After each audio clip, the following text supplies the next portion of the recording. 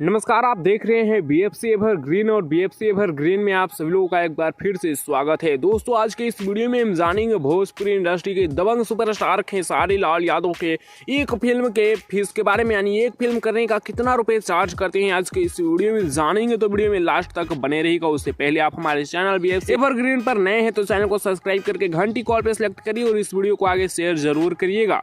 बात किया जाए खेसारी लाल यादव के बारे में, तो इस समय काफी अच्छी फिल्म दे रहे हैं, काफी ज्यादा गाना ला रहे हैं। इनका गाना इस समय पहले के मुताबिक कम हुआ है, लेकिन इनका गाना कहीं ठीक ठाक एवरेज चल रहा है और इनका फिल्म में भी काफी अच्छा इस समय बॉक्स ऑफिस पर कर रहा है और काफी अच्छा चल रहा है।